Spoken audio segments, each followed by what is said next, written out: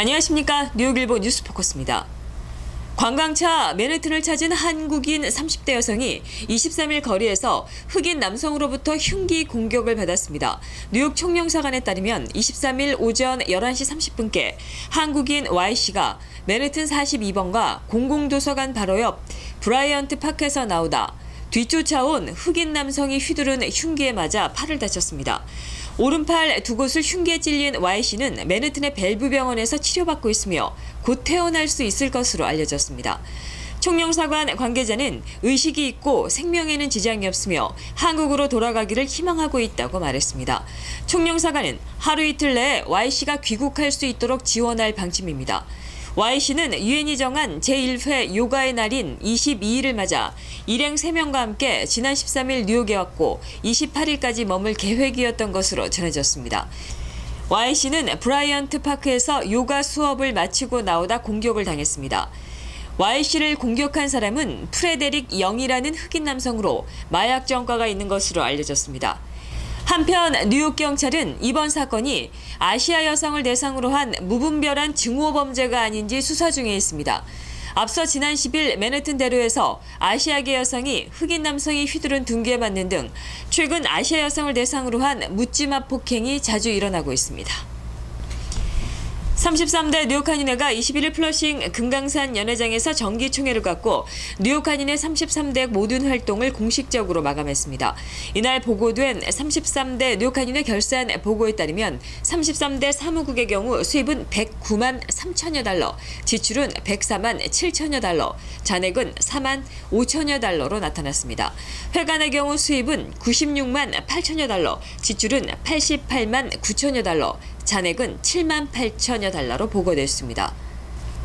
한편 이날 민승기 회장은 뉴욕 한인회는 중병에 걸렸다며 뉴욕 한인회 연속성이 없다는 것이 가장 큰 문제라고 주장했습니다. 가장 큰 문제는 연속성이 없어요. 그래서 2년이 지나면 회장이 임기를 마치고 떠나게 됩니다.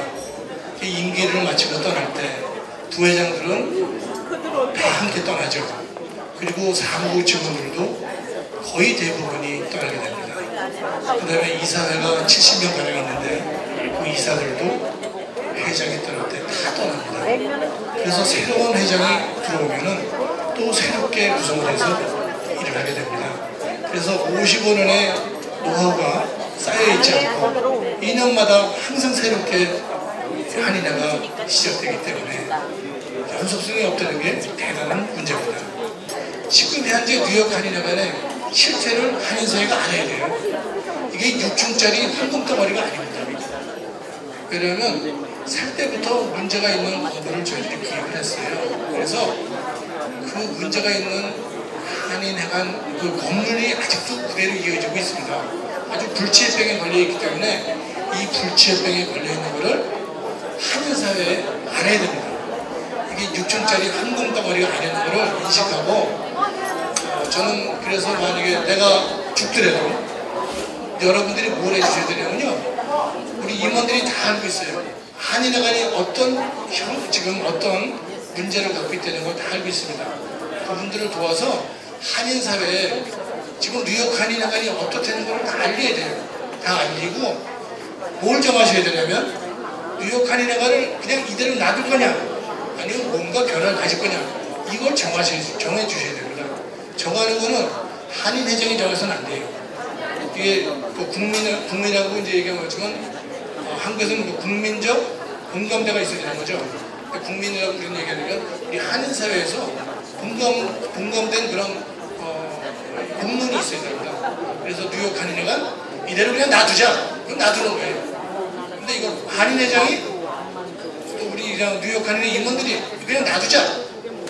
이걸로 결정되는 것이 아니고 한인사회의 공론이 모여서 야 이대로 놔둬, 이대로 놔두자. 그럼 놔두는 거예요. 이거 변해야 돼. 그러면 변화시켜야 됩니다. 그래서 일단은 우리 한인사회의 중론을 모으는 작업을 해야 되는데, 중론을 모으려면 한인회관의 실태를 알아야 돼요.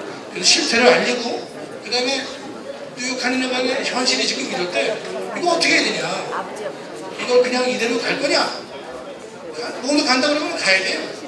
이걸 만약에 뭔가 바꿔서 변화를 줘서 우리가 더 좋은 그런 상황을 만드는 게 좋겠다. 그러면 바꿔야죠. 근데 바꿀 때 그 방법론에 대해서도 중진을 모아서 방법론을 정해야 됩니다. 그렇다면 뉴욕 한인회관이 정말 34대 성관이가 당선 공고한 뉴욕 한인회 측이 밝힌 대로 골칫덩어리일까요?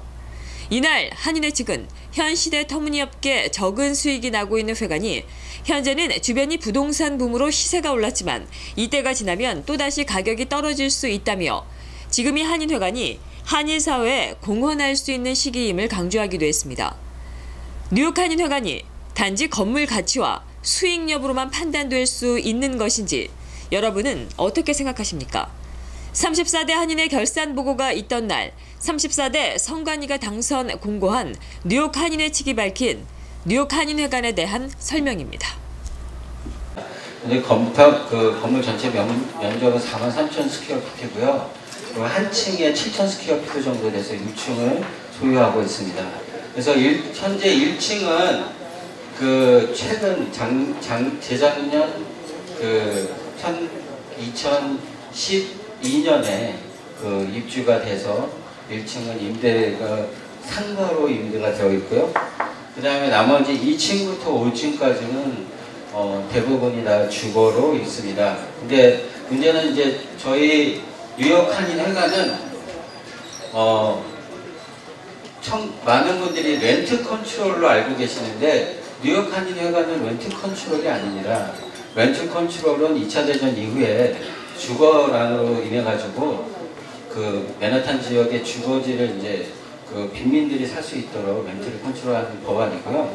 지금 뉴욕 한인회관은 1974년도에 제정된 렌트 스테블라이즈라는 법안으로 입주되어 있습니다. 그래서 현재 그때 당시 74년도에 입주하고 거주하고 있는 사람이 6세대 이상이고 71년부터 6세대 이상인 로우 맨하탄에 있는 모든 건물은 렌트 스테블라이즈 법안이 적용이 되는데 이 법안은 렌트비가 오르지 않습니다. 그래서 참고로 일반적인 렌트비의 레이시라는 게 1년에 한 번씩 올라가는데 굉장히 적은 비율로 올라가면서 거주자를 보호하고 있습니다. 그 이유는 74년 이후에 불법 거주자들이 굉장히 많이 있었습니다. 불법 거주라고 하면 건물이 정상적인 주거 환경으로 살 수 없는 환경, 그걸 로프트라고 합니다. 그 공간에서 사람을 살 수 있게 해줬기 때문에 그 법안이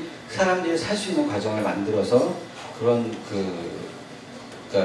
렌트비를 적게 낼 수 있게 법안이 되어 있습니다. 근데 현재 그 법안이 지금까지 이어져 오고 있고요.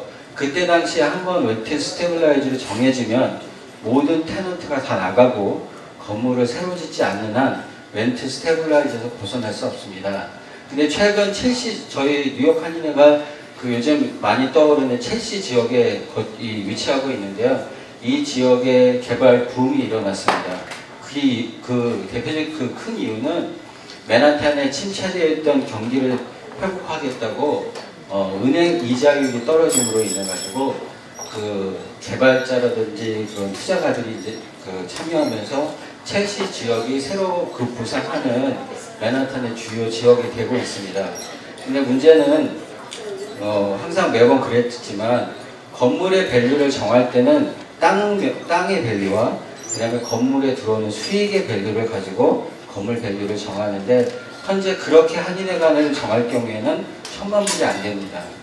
그런데 지금 최근에 이런 개발 붐으로 인해서 2천만 불, 3천만 불 이런 얘기가 나오고 있습니다. 하지만 이런 개발 붐이 잠식되는 시점, 그러니까 이자율이 떨어지고 그리고 이제 더 이상의 개발을 해야 될 필요성이 없는 그 시점으로 돌아가게 되면 땅의 면적의 밸류, 그 다음에 건물에서 나오는 수익, 이걸 가지고 건물의 밸류를 상정하게 됩니다. 그때가 되게 되면 뉴욕 한인회는 지금의 어떤 좋은 기회가 처럼 이렇게 3천만 불, 5천만 불 얘기하는 그런 엄청난 금액을 판매한다는 것은 거의 불가능하다고 볼 수 있습니다. 만약에 100년, 200년 지나서 정말 맨하탄의 밸류가 엄청나지면 모를까 현재 갖고 있는 땅 면적 한 7,000 스퀘어피트 조금 넘는 이 스퀘어피트의 땅 면적이 비싸지지 않는 이상 그 금액에 도달할 수 없습니다. 그런데 그럼 결과적으로 건물의 수익이 날 수 있느냐 이 부분입니다.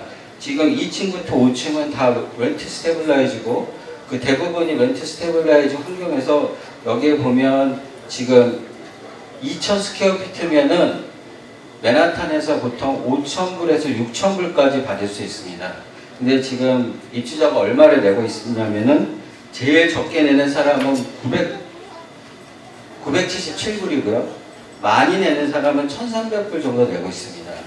근데 면적은 2,000 스퀘어피트의 로프트이기 때문에 그 천정고가 15피트까지 됩니다. 그래서 굉장히 큰 규모의 공간을 그 저렴하게 내고 있고요. 또 어떤 그 공간은 IMD라는 시츄에이션을 가지고 있어서 매월 463불, 똑같은 2,000 스퀘어피트를 463불을 내고 있습니다. 그런데 이 부분에 대한 인크리스 레이트는요, 작년까지만 해도 2.6%, 그러니까 1년에 2.6%, 2.7% 이렇게 올라가던데, 요번에 다시 법안이 바뀌어가지고요, 0.6%가 됐습니다. 이 얘기는 1년에 10불씩 올라갑니다. 근데 2,500불이 돼야지만 렌트 스테빌라이즈를 벗어날 수 있는데, 그걸 환산하려면 저희가 렌트 스테빌라이즈 벗어나려면 100년에서 150년이 걸립니다. 그러니까 사실상 이 건물을 왜 구입했는지의 원론적인 부분이 다시 한번 제기가 돼야 되고요. 지금 현재 우리 뉴욕 한인회가 한인 사회에 공헌할 수 있는 저료의 기회라고 저는 생각을 합니다. 그래서 이상으로 뉴스포커스를 모두 마치겠습니다. 시청해주신 여러분 고맙습니다.